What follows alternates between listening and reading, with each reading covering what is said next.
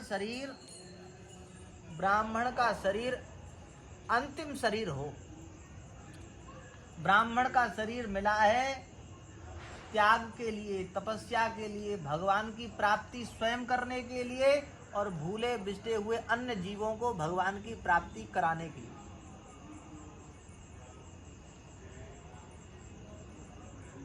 अब वह प्राप्ति कैसे होगी, उसका उपाय क्या है? प्राप्ति मनुष्य शरीर से होगी, पर मनुष्य शरीर तो बहुतों के पास में है, पर सब तो लगे नहीं है भजन में। जो भगवान का भजन करेंगे, संतों का अनुगत्य लेंगे, संतों की शरणागति लेकर, गुरुजनों की शरणागति लेकर और गुरुजनों के वाक्य में विश्वास करके बस राम राम की धुन में लग जाएंगे, उन्हें भगवान की प्राप्ति है। संसार का सबसे सरल कार्य है भगवान का नाम जपना, और संसार का सबसे कठिन कार्य है भगवान का नाम जपना। सरल इसलिए है कि कुछ नहीं करना है, बैठे बैठे बीमार से बीमार, रोगी से रोगी व्यक्ति भी राम राम तो कर सकता है। किसी को अगर ये कहें कि तुम दान करो, करोड़ रुपया दान करो, तो वो क्या कहेगा? मैं गरीब हूं, कैसे करूंगा? ठीक है, समझ में आता है। और किसी व्यक्ति से कहो कि अच्छा परिक्रमा करो, तो वो कहेगा परिक्रमा करने की मेरी सामर्थ्य नहीं है, मेरे पैरों में दर्द होता है, नहीं है सामर्थ्य चलने की। ठीक है, समझ में आता है। कोई रोगी है, खाट में पड़ा हुआ है, बिस्तर में पड़ा हुआ है, बोल तो सकता है, बोल रहा है, तो खाट में पड़ा पड़ा रोगी भी राम राम तो कर सकता है। राम राम सब कर सकते हैं, बच्चे से लेकर, बोलने वाला बच्चा, 2, 4, 5 साल का बच्चा, 5 साल का बच्चा, तब से लेकर वृद्धावस्था तक राम राम कर सकता है। पर बड़े बड़े साधनों में सबकी प्रवृत्ति नहीं है। यज्ञ कर सकते हैं सब? नहीं कर सकते। यज्ञ के लिए पैसा चाहिए, धन चाहिए, व्यवस्था चाहिए। एक व्यक्ति यज्ञ कैसे करेगा? सैकड़ों लोगों का सहयोग चाहिए। कोई कुछ करेगा, कोई कुछ करेगा, कोई कुछ करेगा। परिक्रमा, शरीर सामर्थ्य होनी चाहिए। दान करने के लिए धन की सामर्थ्य होनी चाहिए। जितनी साधनाएं हैं, वेद पाठ करने के लिए योग्यता होनी चाहिए। पहले गुरु, आप लोग वेद पढ़ते हैं ना, तो गुरु जी के पास में बाल्यकाल से आप आए हैं वेद पढ़ने के लिए। जब अभ्यास करेंगे तब आपको वेद आएगा। तो कितना समय लगा, पुरुषार्थ लगा। प्रत्येक कार्य के लिए परिश्रम की आवश्यकता है, पुरुषार्थ की आवश्यकता है। प्रत्येक कार्य में हमारे महाराज जी कहते थे बड़ा झंझट है, बड़ा झंझट है। पर राम राम सबसे सुलभ है, सबसे सरल है। अनपढ़ से अनपढ़, कोई अनपढ़ व्यक्ति जो पढ़ा लिखा नहीं है, गांव का देहाती व्यक्ति, वो वेद पढ़ सकता है? नहीं पढ़ सकता, उसको आता नहीं, वो पढ़ा नहीं है बचपन से। परंतु अनपढ़ से अनपढ़ व्यक्ति, जिसे लिखना भी नहीं आता, पढ़ना भी नहीं आता, वो भी व्यक्ति राम राम तो कर सकता है। जिसको लिखना नहीं आता, पढ़ना नहीं आता, वह भी राम राम कर सकता है। इतना सुलभ है। यमराज अपने दूतों को जब देखते हैं तो यमराज कहते हैं,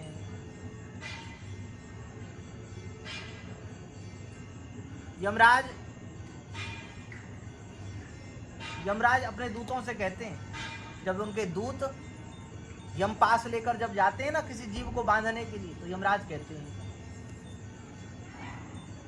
स्वपुरुषमपि वीक्ष्य पाशहस्तं वदति यमस्तस्य कर्णमूले परिहर भगवत कथा सुमत्तान् प्रभुरहमन्यु नृणाम न वैष्णवानाम। देखो, तुम पापियों को लेने के लिए जा रहे हो, जाओ, पर परिहर भगवत कथा सुमत्तान, भगवान के मंगलमय चरित्रों को जो सुन रहे हो और भगवान का नाम जप कर रहे हो, कीर्तन कर रहे हो, झूम के भगवान की मस्ती में जो मदमस्त हो, उन्हें मत लाना। यमराज के दूतों ने कहा, महाराज वो पापी हो तो तो भी न लाएं। यमराज ने कहा पापी हो जैसे हो वे भगवान के हैं, मेरा उन पर कोई अधिकार नहीं है। मेरा अधिकार अवैष्णवों पर है। अवैष्णवों को मैं दंडित कर सकता हूं, किंतु जिसने भगवान के का ऊर्ध्वपुंड लगा, जो वैष्णव बन गया, वैष्णव का अर्थ है जो जिसका प्रेम भगवान से जुड़ गया।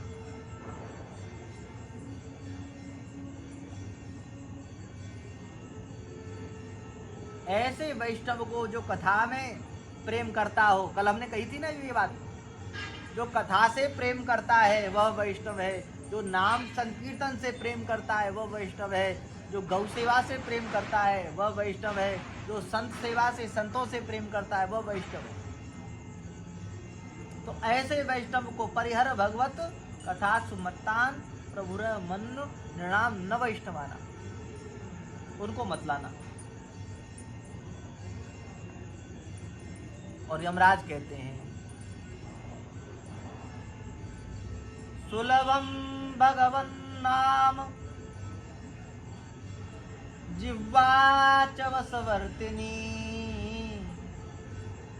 तथापि नरकं यान्ति किमाश्चर्यमतः परम।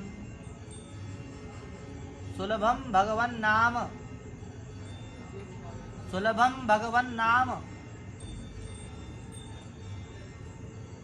भगवान का नाम सुलभ है। नाम पढ़ने के लिए कोई जाता है क्या? अरे वेद पढ़ने के लिए विद्यालय में आप लोग आए हो, ठीक है, कोई पुराण पढ़ने के लिए आते हैं। बड़े बड़े कॉलेजों में कोई सीए की पढ़ाई करने जाता है, कोई डॉक्टर की पढ़ाई करने जाता है, कोई वकील की पढ़ाई करने जाता है ना, कोई इंजीनियर की पढ़ाई करने जाता है। पर सुना है कि कोई राम नाम की पढ़ाई करने जाता है? राम नाम कहाँ गए हो? विद्यालय में गए, राम नाम पढ़ने के लिए गए, कोई गया है? यमराज कहते हैं सबसे सरल से सरल है भगवान का नाम।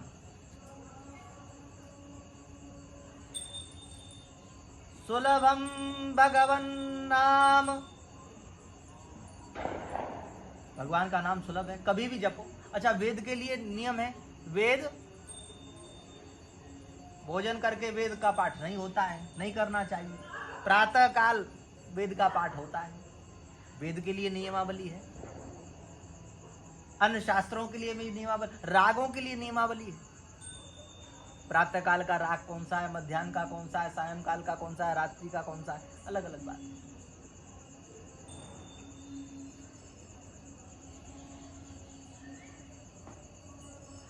अवस्था की बात है, आप कुछ वेद पढ़ोगे तो शुद्ध होकर पढ़ोगे ना, स्नान करके, तिलक धारण करके, वस्त्र पहनकर, शुद्ध पवित्र अवस्था में आप वेद का पाठ करेंगे, कोई पूजा पाठ इत्यादि करेंगे। परंतु ये कितनी विलक्षणता है, सरलता है, भगवान की कैसी कृपा है कि भगवान का नाम कैसे भी जपो। आपने स्नान नहीं किया, कोई बात नहीं, आप भगवान का नाम कीर्तन कर सकते हैं। तिलक लगाया तो भी कर सकते हैं, तिलक नहीं लगा तब भी कीर्तन कर सकते हैं। रात्रि में सोते सोते कर सकते हैं, बैठे बैठे कर सकते हैं, चलते चलते कर सकते हैं, घूमते घूमते कर सकते हैं, नाचते नाचते कर सकते हैं, किसी भी अवस्था में कर सकते हैं। और धोती वाले ही राम राम करेंगे, पैंट वाले राम राम नहीं करेंगे, ये भी बात नहीं। कोई ऐसा वस्त्र पहना हो, किसी अवस्था में हो, शुद्ध हो अशुद्ध हो, किसी स्थान में हो, कहीं हो, भगवान का नाम सदैव मंगल करता है।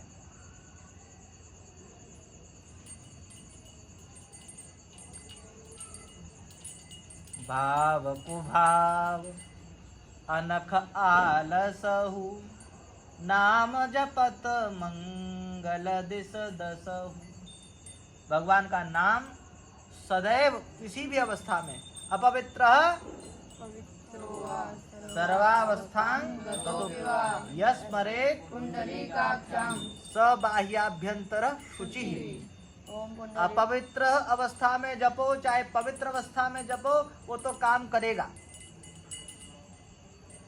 जहर होता है, जहर, विष, वो विष किसी को पता है कि ये जल में विष मिला हुआ है, और वो पी लेता है जानबूझ के, मरने के लिए खा लेते हैं ना लोग, तो मर जाएगा ना विष खाकर।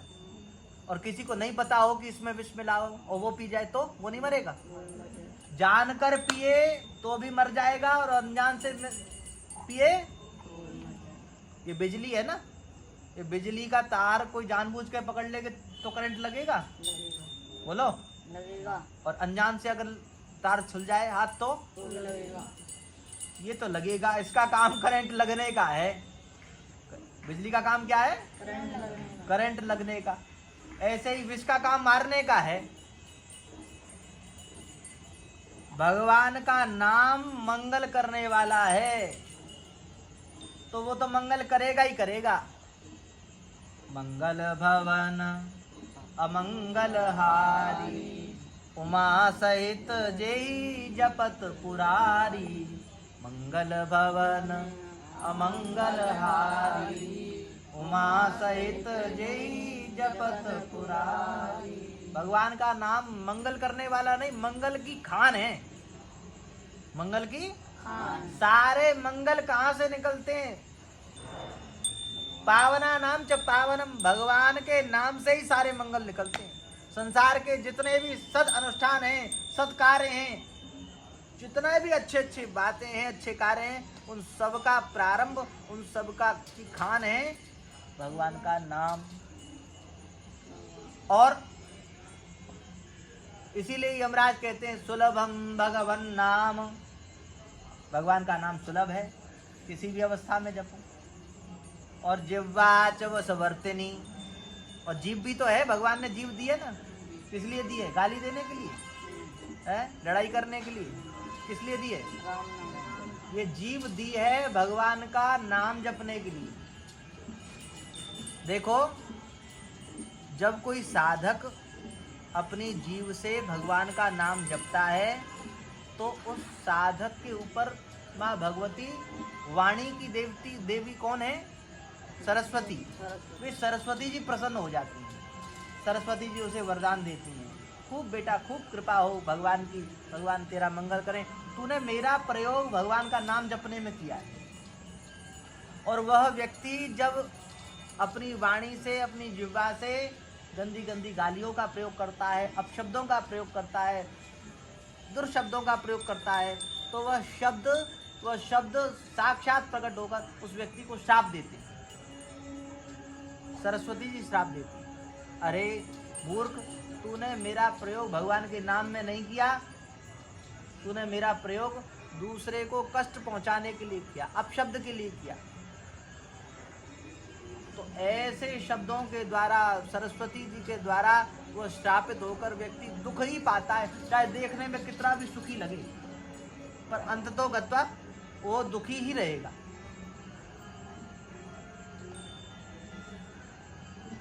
यमराज कह रहे हैं सुलभम भगवन नाम जिह्वा च वसवर्तिनी, जीव भी भगवान ने दी है, जीव हमारे हाथ में, हम जप सकते हैं। तथापि नरकम यान्ति किमाश्चर्यमतः परम, इसके बाद भी लोग नरक में जा रहे हैं, यही बड़ा आश्चर्य है। सबसे बड़ा आश्चर्य क्या है कि भगवान का नाम भी सुलभ है, जीव भी भगवान ने दी है, और इसके बाद भी ये लोग नरक में जा रहे हैं, ये आश्चर्य है। भगवान का नाम नहीं जपते, नाम जपेंगे तो नरक में नहीं जाएंगे। अरे स्वर्ग और नरक तो बात अलग है, वहां तो जाएंगे ही, भगवान के धाम तो जाएंगे ही, यहाँ भी जीवन में परिवर्तन हो जाएगा। देखो, जो महापुरुष भगवान का नाम जपते हैं उनके चेहरे की आभा अलग ही होती है। चेहरे का जो तेज होता है, मुखमंडल का तेज, वो अलग होता है। भगवान के तिलक को लगाकर देखो, भगवान के नाम को जप के देखें, अपने आप उसका असर होता है। भगवान ने कृपा करके हम लोगों को सबको वृंदावन का वास प्रदान किया है। वृंदावन में भी अंतः वृंदावन में भगवान ने वास किया है। गौ ब्राह्मण संतों की कृपा छत्र छाया में हमें रखा है। पवित्र कार्तिक का समय है, तो इसका प्रयोग अधिक से अधिक भगवान के नाम जप में, कीर्तन में और भगवान की प्राप्ति में इस शरीर का प्रयोग करें। इसी के साथ आज का सत्संग यहीं, 2 बार हरिनाम संकीर्तन।